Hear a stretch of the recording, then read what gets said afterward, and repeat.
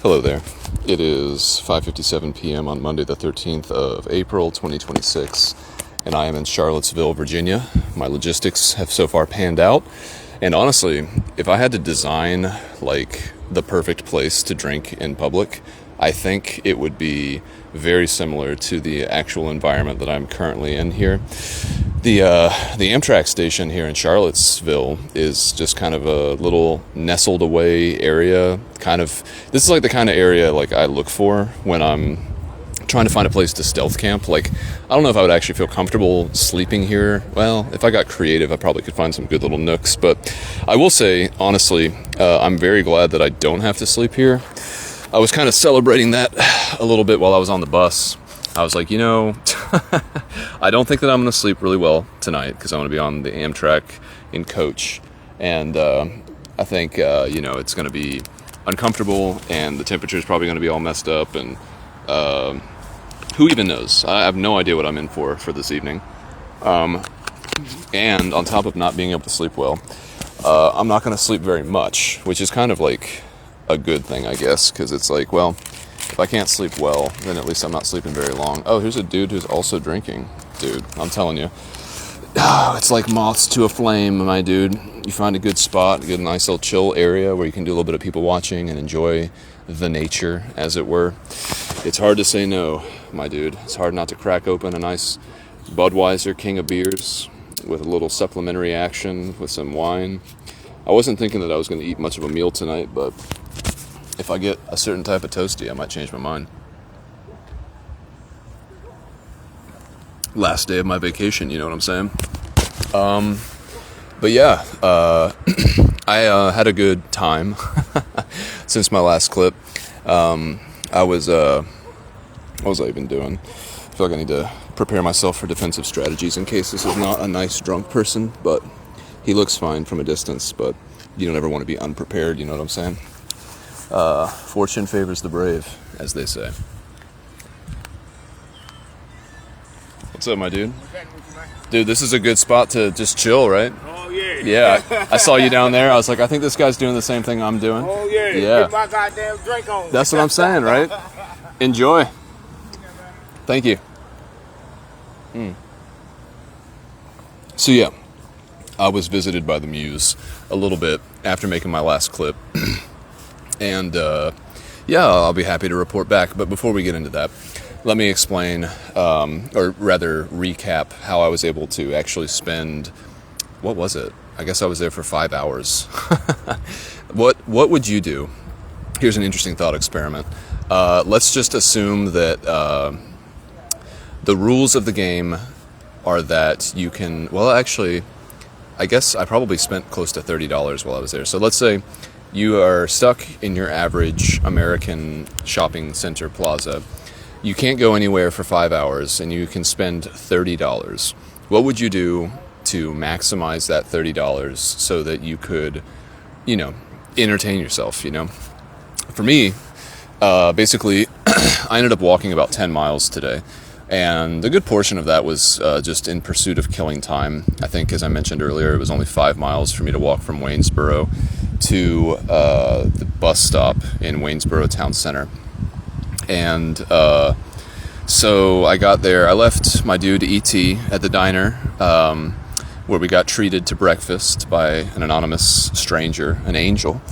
And I think I left around 9:30. I guess I already went over all that stuff, but I'm just trying to do the math now. I guess it took me 5 miles to get there.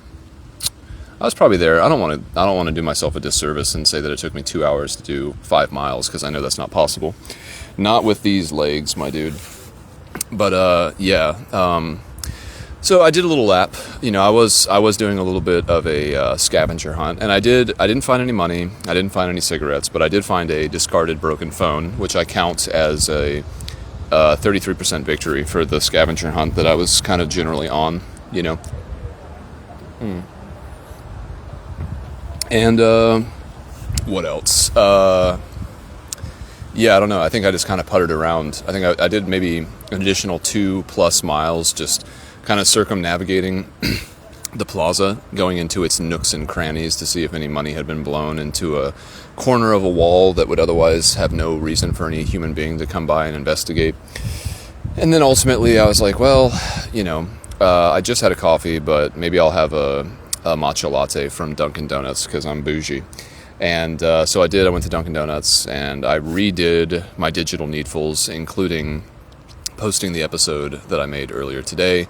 So I'm caught up again. I'll have to post this one a little later, but I guess that's fine. I got plenty of time to do needfuls, my dude. And as soon as I got into the station area, I went to I don't know, what would you call him? I want to call him a station master. And I was like, hey, is I was a little bit more respectful than that. I was like, good evening. But confirmed that the Crescent Line is on time for like an 8:52 departure, and then it's supposed to arrive at Toccoa at like 6:58 or something like that. I need to tell my body to make sure that it wakes up around 6, because I certainly don't want to miss the stop. That would suck. That would probably put me in Gainesville, maybe. And if that was the case, that would be assuming I even woke up at that point. Again, I think getting sleep, it will be more difficult than maintaining it. I guess what I'm trying to say is, like, it's way more likely that I'm going to sleep terribly and be completely aware of where I am the entire time, as opposed to that I will fall asleep so deeply that I miss my stop. That's very unlikely.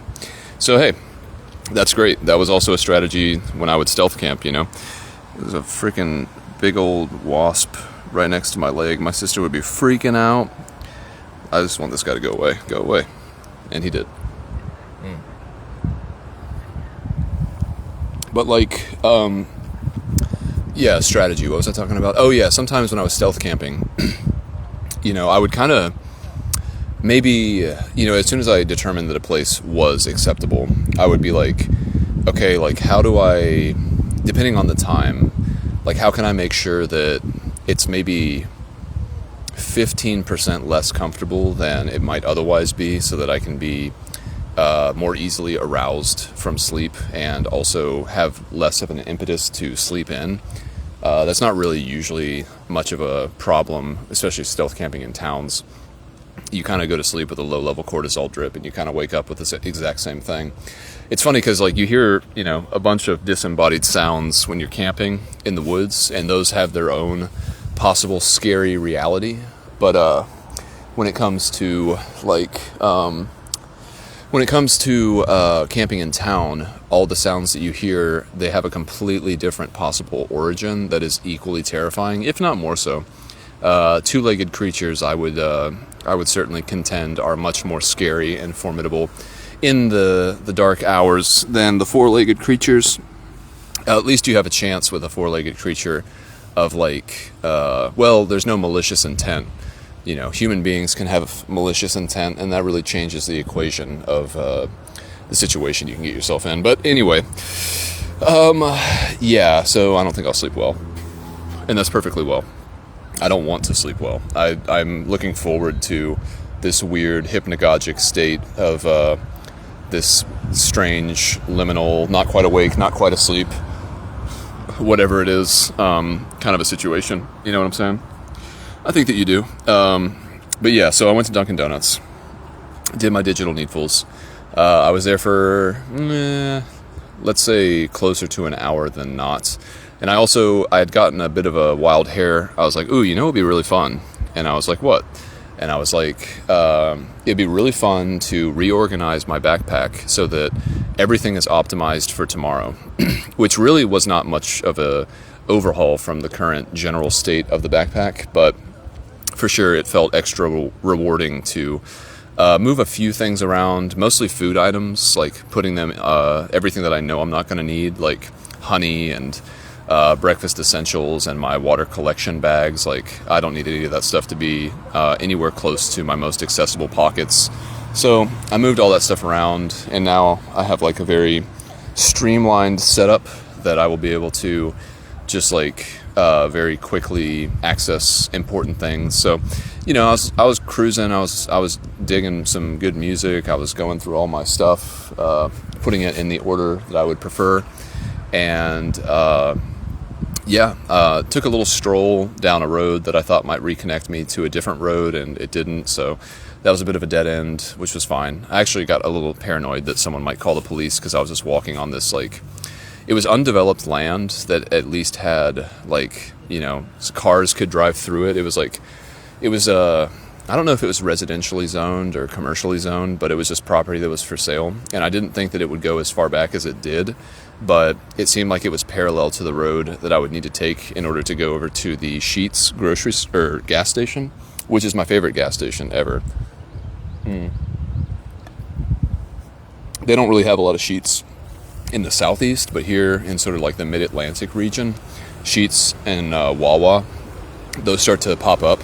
Wawa is not my favorite because, as far as I understand, they don't stock alcohol, so that's kind of a non-starter for me. That's kind of like, if it was a dating app, like, Wawa, there would be a filter to take that type of person out of my equation, which I guess actually technically there is. On the dating apps, you can specify whether if it's a deal breaker, if people drink and or don't drink. So, yeah, Wawa's out, but Sheetz has all the good stuff, including made-to-order food. And so I'd become a bit peckish, from my little walk, and I digested all the breakfast stuff, which it was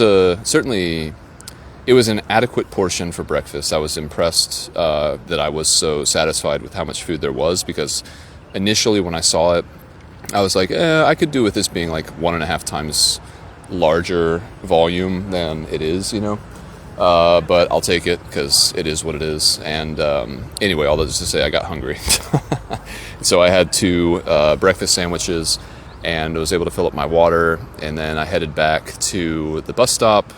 I called I don't know, what did you call them, like dispatch people at the transit organization to confirm what time the bus was actually going to arrive, because I was seeing a couple of different hours. Like, one said that it would be there at 4:30, and then another one said it would be there at 3:50. And I was like, well, which is it, and why both? And so I came to find the answer, which we'll get into that in due time. But in any case, there was this dude who showed up. Shout out to Amarion, I think is his name. Or it was maybe Amario, I can't remember. But this kind of, he's 28 years old. I wouldn't really consider him like young, but I think he considered himself to be young. And a very inquisitive young man he was. We talked a lot. Talked a lot about life, talked a lot about direction, potential, how you know when you're doing stuff right versus doing stuff wrong. It got really deep really quick. And it was certainly a good conversation, and I enjoyed talking with him, and then we ended up sitting next to each other on the bus. The bus did come by at 3:50, but the thing about it was that I didn't understand at the time is that the bus comes by at 3:50 to drop off people from Charlottesville to Waynesboro, and then it does a little loop in Waynesboro to drop off the remaining people, and then it comes back to the same stop, and then it will pick up people who are going to Charlottesville. I didn't understand that, and when I desperately wanted to get on the bus, because I was like, I don't really care if it costs $10,000 to get on this bus. Like, I've been waiting here for 5 hours, and I want to get on this bus. And so Amario, we both got on the bus, and they don't do change. So the only thing I had, it was a $3 fee, which, I was bragging about earlier, but all I had was a 20. And the lady was like, well, I hate to break it to you, but we don't do change, so you can wait here and I'll come back at 4:30, or you can get on the bus now, but I can't give you any kind of change. And I was like, I just want to get on this bus. I don't care how much it costs. I don't care about money. I was like, you can consider this a tip, which she did. She said, when I got off in Charlottesville, she was like, I'm going to tell my supervisor as soon as I get back that $17 is a tip for me. And I was like, good, I'm glad it's going to a good home. But yeah, got on the bus, did a little grand tour, a fond farewell of Waynesboro, and then headed towards Charlottesville. And it was kind of, a heads down affair. Nothing much to report about it. It was interesting because it seemed like the transmission of the bus that we were in, was going out, because the operator, she kept having to put the vehicle in park and then put it in drive. And then there was one period where we were going up a small hill, and I could feel that the bus was struggling to go into the next gear. And so I was like, is the transmission going out in this? And she was like, yeah, you could tell. And I was like, yeah, honey, I could tell. Your car is not moving. Aside from the engine, which sounds like it's working perfectly well, if your car's not moving forward, that's a transmission issue for sure. Especially if it seems to be in specific gearing. But we made it, and Mario and I, we were both heading the same direction. We had a fond farewell. It was very convivial, very fraternal, I would say. It was like a younger version of my own self. I'm sure I had a lot of similar questions. I mean, what is he, 8 years older, or younger, rather, than me? So, you know, he's like kind of in the thick of it as a young man who hasn't committed to anything in particular, no family, no wife, no property, you know, none of the foundational things that could root you to a certain lifestyle and a certain area. And so, you know, said goodbye, and then I was walking, you know what I'm saying? I do be doing that from time to time. I was walking to this Amtrak station, which I Strava'd, I don't know, it seemed like it was not more than a mile and a half. Let's see what Strava says. 1.12, so there I am, being a little hyperbolic. And the only things I can report of interest was that I passed one homeless man who asked me if I could give him $1. And I was like, well, I did not give that dude earlier any money because I was carrying boutique bougie coffee in my hands, and I couldn't deign myself to have to, you know, cross traffic and shuffle through all of my money to give him anything, which is probably good, because if I had given him the $20 bill, which was the only thing I had, except for a $1 bill. I did have a $1 bill. But anyway, all that just to say, another homeless man asked me for $1. I gave it to him, and then there was also an ABC store, and I was like, hey, that's exactly what I'm looking for. So I went in there, and in Virginia, ABC stores, they only stock liquor. They did have a few bottles of wine, but it seemed more like a novelty. They certainly didn't have my little juice box wine or any like loose single beers. And so the guy, as soon as I gave him $1, he saw me going into the ABC store, and he was like, that's what I want. And he's like, can you give me some gin? And I was like, what? He did like a little measuring thing with his fingers, like he just wanted like a single shot of gin. And so I went in there and was very quickly informed that, you know, they didn't have what I was actually looking for. And so it's kind of funny, because I went into the liquor store, and the only thing I actually bought was gin for somebody else who was homeless. And again, that's the thank God tax at work. You know, I say once more, when people who have it less, when people who have it harder than you ask for something, you should give until it hurts, because, like, you know, it's just there but for the grace of God go I. Like, I spent $2.39 or something on 2 shots of gin and gave it to that dude, and I was just like, yeah, man, like, you know, I'm trying to find some alcohol too, and if I didn't have a debit card, I would be pretty upset. You know, like, a large part of my agency, and this is actually kind of dovetails into a list note for later, but, you know, the fact that I have some consequential amounts of money is not lost on me. And again, I just think that, like, you know, when someone is in a state to where they're asking other human beings to help them satisfy their basic needs, and I don't know if Maslow included alcohol in the bottom of the pyramid for actualization, but whether he did or didn't, it certainly exists there, in my opinion. Comfort is not purely structural, unless you're thinking about chemical structures, in which case I would say ethanol as a structure is something that if you want it and you don't have it, you're not going to be satisfied in a way that will allow you to ascend the ladder towards self-actualization, you know. So anyway, bought him some gin, and then I was like, well, dang, so far I'm in the red, you know, like I haven't found the drinks that I want yet, and, you know, it's all about numero uno, if you know what I'm saying. But I ended up finding a little mini mart that was just a hop, skip, and a jump away from the station. And while walking to the mini mart, I found this area that I'm currently sitting in, and I was like looking at it, and I was like, that's a good spot. Like, this is like just the platform where the train will arrive, and so, you know, it's nothing to shake a stick at, really. It's just a bunch of benches, and there's some trees in front of me, and train tracks directly before the trees, and, you know, some fences. There's a little bridge. There's people behind me at a bougie looking restaurant, living it up and all that kind of stuff. And yeah, I got my beer, I got my wine. Life is fine. Maslow, eat your heart out. Nice little beer, all done. And Anheuser-Busch, you know what I'm saying? And now we're gonna go to the vendinage. This is the part of the equation that will dictate the next couple hours of my decisions. I think I'll probably end up feeling hungry. I think I'll probably end up indulging that hunger, and I don't know what I'll end up eating, but I'm intrigued by what it might be. I just had the thought of like how ridiculous it would be if I missed my train because of my indulgences, but I don't think that's very likely.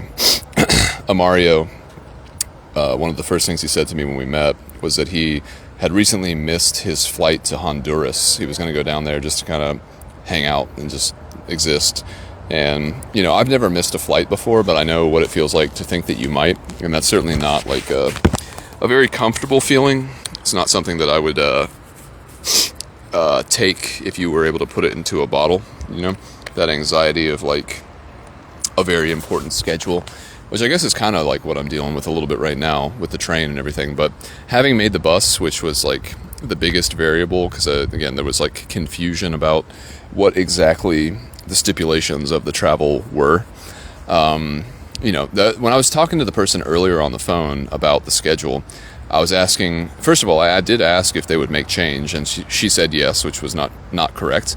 And then she also initially said that they take tokens on the bus, and I was like, tokens? Like, what's a token? Like, you know, like, does that mean that I need to like download an app, which I didn't see on any of the websites for the actual transit system for this county. There was no digital app to like pay for your fare ahead of time, unlike San Francisco.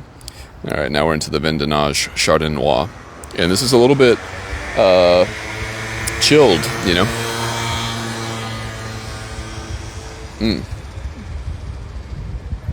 I'm telling you, this is the spot to be, you know. I see some degenerates down the trail. They're down the train tracks. I don't know what they're doing, but it's funny, you know, because like when I'm out here doing something like this, and if I was out here doing something like this and I also had to like sleep out here, I would be doing something similar to the degenerates that I can see down the way. But I don't trust their intentions or their motives by default. Like, I'm not going to hold that against them. If we were to have a conversation, I'd be willing to hear them out and assess them in the moment to see if they feel like a threat. But in general, if I see other people doing the things that I'm doing, ironically, I don't grant them very much grace. I assume that something worse than what I'm doing is occurring. You know, being actually homeless and not just recreationally not recreationally so. I just like, again, it's just a thank God tax, I suppose. But yeah, man, sitting here living the dream, starting on some Chardonnay. I took my shirt off because it's been pretty humid today, I guess with the clouds and all. So I've been feeling a little sweaty.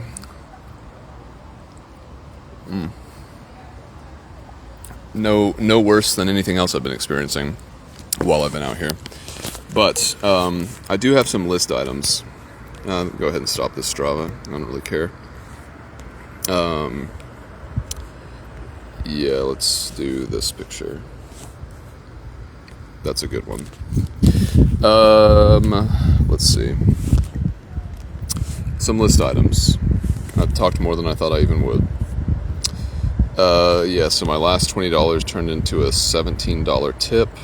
Mario. Okay.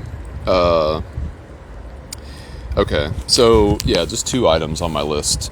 The muse was present, but, again, it was, my cognitive load was being split between, really focused logistics and trying to make sure that I was exactly where I needed to be a little bit before the time that I needed to be there. I was walking around trying to kill time, and that worked because I got to the point where I was actually starting to become concerned if I had enough time to get back to the bus stop before the bus arrived, And I certainly did within an hour. I was still had plenty of time, but when I went to Sheetz, I spent very little time there, and that was probably about a half mile away, which was a good use of time, continuing to just be able to not sit around twiddling my thumbs or whatever. But yeah, what oh yeah, my notes. Okay.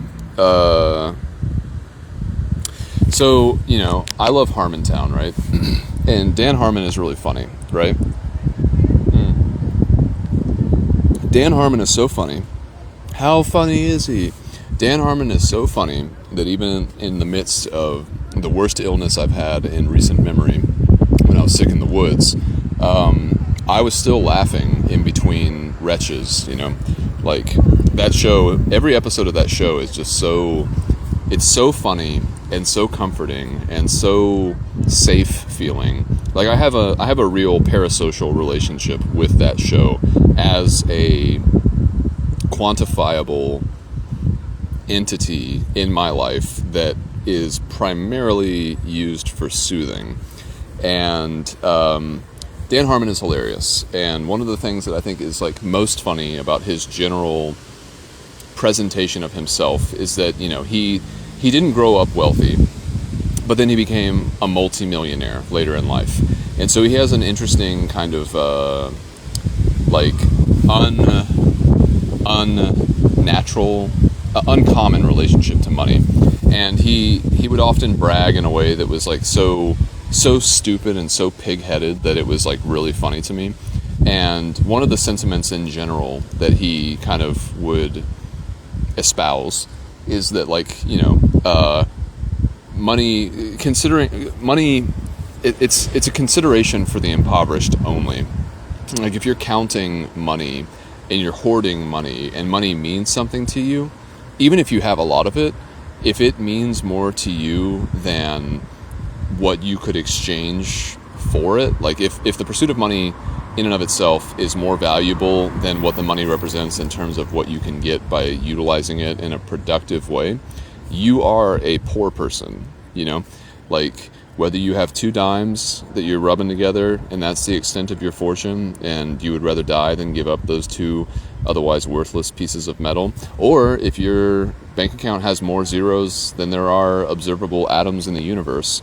In terms of mentality, if you're obsessed with money, you are by definition, at least in this comedic situation, you are a poor person. And so, when I got onto the bus, and maybe poor doesn't even mean it's, well, I'll get into that.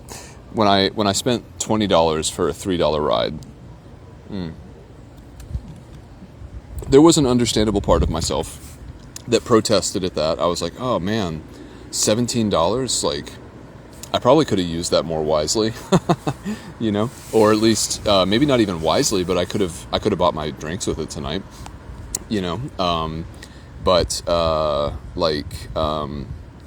then, as soon as the ego calmed down and I was able to close and lock the door so that it could stay shut up again, I was like, well, again, if money is something that agitates me, and it's not really a matter of whether or not this is going to make or break my experience of life in the foreseeable future, then really concerning myself with it too much is, again, just a huge waste of cognitive ability. And so I was able to soothe myself pretty quickly. But yeah, my initial thought was money is for poor people. But then I thought, okay, well, how would you phrase that charismatically so that you don't sound like a harshly cold, critical, rich person? And it was money is a poor man's consideration. And I was like, that's where the kernel of truth is. It's like, it's not about how much money you actually have. It's about how much that money that you do have influences your peace or lack of peace, you know? So, yeah, that's about all I have to say about that. And then, okay, I guess I was just on the train, or the bus rather. But, you know, I was listening to Notebook LM at some point, and they were discussing my discussion about how a lot of people don't like to give money to panhandlers because they are afraid that they will misuse the funds for things that are deleterious to their life. And I don't have that same kind of attitude at all. I feel like I've discussed it before. And the thing about me is that when I do give to people who are asking for something, I give freely. And the thing about giving freely is that I don't have any, the money is not contingent upon any kind of specific use. You know, if you're giving something to someone and you have stipulations, this kind of goes back to my philosophy on truth, which is that if truth is real at all, anywhere, it should be completely freely available, completely freely accessible, and it should have no stipulations. And generosity, in my opinion, is the same. If you give something to someone and you're like, don't buy cigarettes with this, or don't buy alcohol with this, if you say that explicitly or even implicitly with like a certain kind of look, or if you're going to do that thing where you're like, well, I don't want to give this person money, but I'll buy them a meal, it's just like, well, is that really even generosity anymore? It's more like you're treating this person like a child, which, you know, by all rights, maybe that's not an inaccurate way to approach people who are in certain types of states. Maybe it makes sense to think that the guardrails that you've determined are important for another human being's agency are appropriate. Oh, come on. The wind is blowing away my sins. Jesus Christ. I'm telling you, dude, the wind's been a factor all day. Anyway, so my philosophy when it comes to giving to people, and you know, there's no accounting for taste. You don't have to agree with me. I'm not here for consensus. I'm here for catharsis. That's a good title for this Notebook LM. If you're listening, here not for consensus, here for catharsis. I like that. I'm expressing how I feel.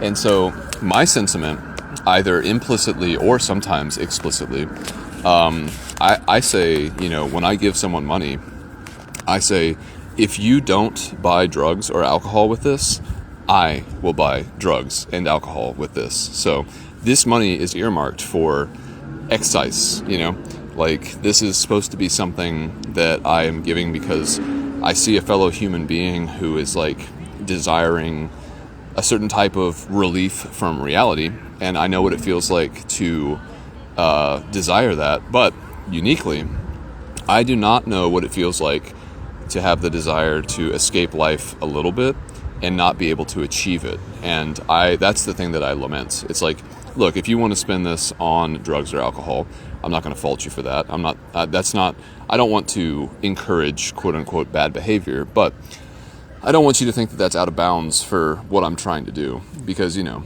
by and large, human beings, we're all the same. And when it comes to our desires and our drives, we're all pursuing similar things, whether it takes on an extreme version that could ruin your life or a more mild version like alcohol and nicotine that's a little bit more sustainable and a little bit more manageable. God, the sun is just directly in my eyes. Ugh, I hate the sun, dude.